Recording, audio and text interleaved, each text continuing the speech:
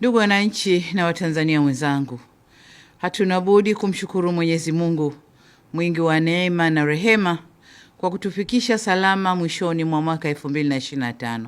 Na inshallah kwa uwezo wake Mwenyezi Mungu tutaweza kuona na kuvuka pia salama mwaka 2026. Katika mwaka huu tunaomalizia, tumeondokewa na ndugu, jamaa na marafiki zetu ambao wametangulia mbele ya haki.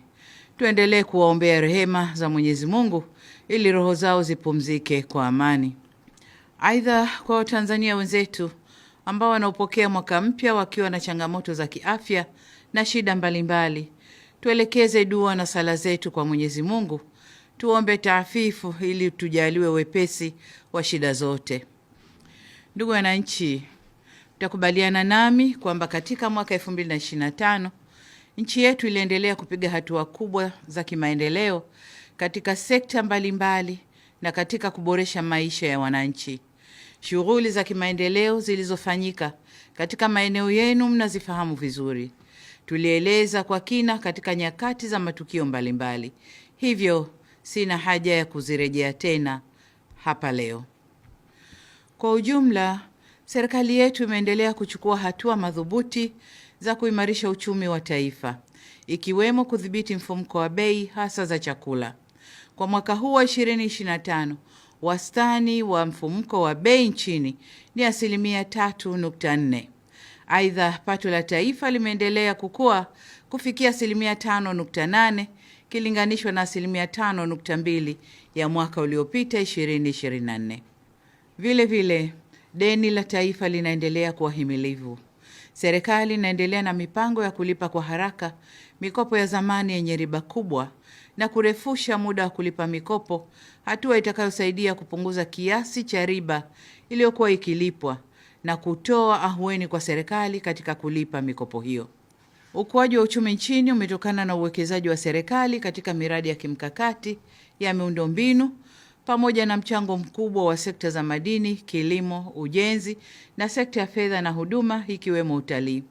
Aidha, akiba za fedha za kigeni imeendelea kuimarika na kufikia dola za Marekani bilioni 6.6, kiasi kinachotosheleza uagizaji wa bidhaa na huduma kwa zaidi ya miezi mitano.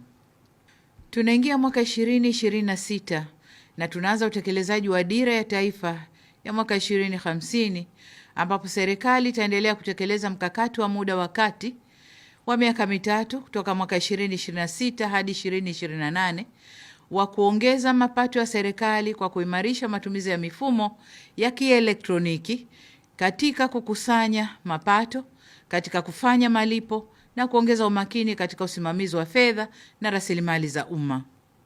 Ndugu wananchi, pamoja na mafanikio hayo, serikali itaendelea na utekelezaji wa ilani ya Chama cha Mapinduzi, ikiwemo utekelezaji wa ahadi za siku 100 tulizotoa wakati wa kampeni za uchaguzi mkuu, ambazo zipo katika hatua mbalimbali za utekelezaji. Serikali itatoa taarifa kwa umma baada ya kutimia siku 100 mwezi Februari mwakani 2026. Ndugu zangu wa Tanzania, katika kipindi cha miezi 7 kuanzia mwezi Mei hadi Oktoba mwaka huu 2025, tulikumbwa na uhaba wa mvua, hali ambayo ilileta ukame na kupungua kwa vyanzo vya maji. Nitumie fursa hii kuwapa pole wananchi na wakazi wa jiji la Dar es Salaam na maeneo mengine yote ambayo kulikuwa na changamoto ya upatikanaji wa maji safi na salama.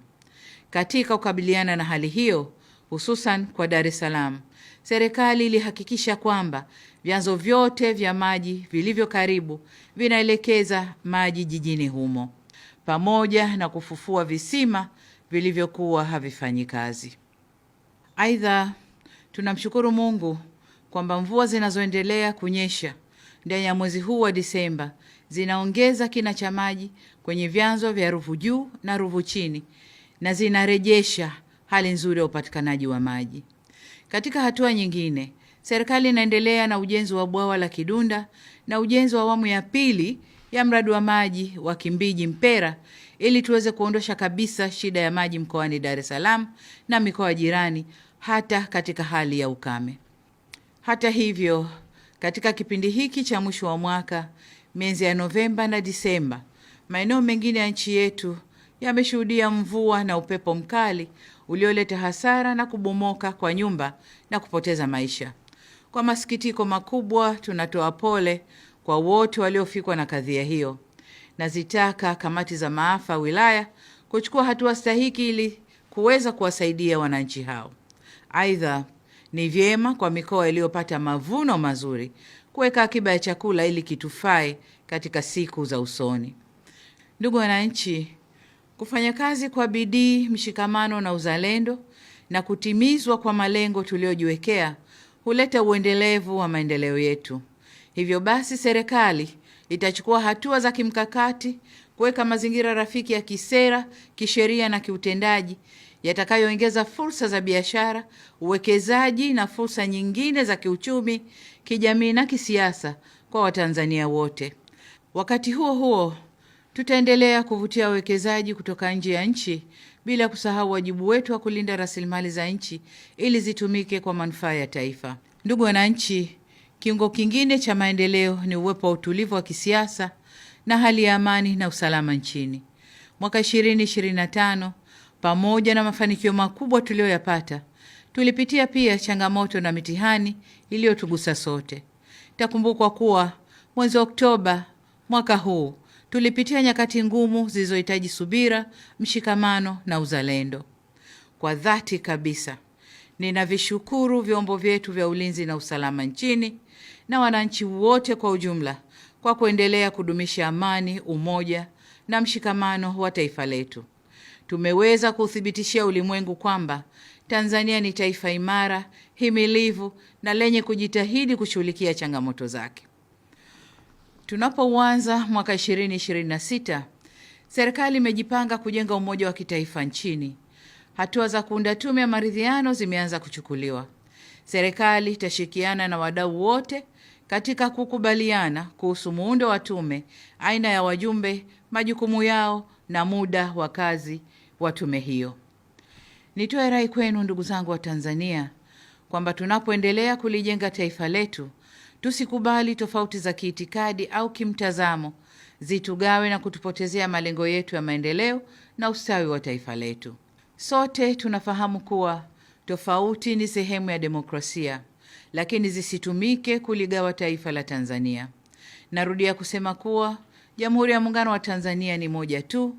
Ndani ya jamhuri hiyo kuna Watanzania ambao wamejengwa na itikadi ya kuamini kwamba amani, umoja na mshikamano hujenga uzalendo na ndio virutubisho vinavyotuletea maendeleo endelevu na ustawi wa Watanzania. Ndugu wananchi, katika mwaka 2025, serikali ya Jamhuri ya Muungano wa Tanzania imetimiza majukumu yake nchini na hata kikanda na kimataifa. Tumeweza kutimiza kamilifu wajibu wa wanachama wetu katika shughuli za Jumuiya ya Afrika Mashariki, Jumuiya ya Maendeleo ya Nchi za Kusini mwa Afrika, Jumuiya ya Nchi za Ukanda wa Maziwa Makuu, Umoja wa Afrika, Jumuiya ya Madola, nchi zisizofungamana na upande wowote na vile vile Umoja wa Mataifa. Tumetimiza wajibu wetu wa kulipa ada za wanachama, kushiriki mikutano, kujenga haiba na kulinda heshima ya taifa letu na kutoa mchango wetu kwenye shughuli za kimaendeleo, mazingira, siasa, ulinzi na usalama duniani. Aidha, mwaka 2026, Tanzania itaendelea kuimarisha na kudumisha ushirikiano wa kimataifa na kikanda. Vile vile, Tanzania itaendelea kutumia diplomasia ya uchumi kuvutia uwekezaji, kukuza biashara na kujenga ustawi wa watu wake, sambamba na kusimamia ulinzi wa taifa na mchango wake katika amani na usalama barani Afrika na duniani kwa ujumla. Ndugu wananchi, nihitimishe kwa kuwasihi Watanzania wote tusherehekee sikukuu za kumaliza mwaka na kuanza kwa mwaka unaokuja kwa amani na salama. Baada ya kusema hayo, niwaombe muungane nami. Tumuombe Mwenyezi Mungu atujalie mwaka 2026 uwe mwaka wa heri na baraka tele. Amin. Nawatakia kila la heri katika mwaka wa 2026. Mungu ibariki Afrika. Mungu ibariki nchi yetu Tanzania. Na asanteni sana kwa kunisikiliza.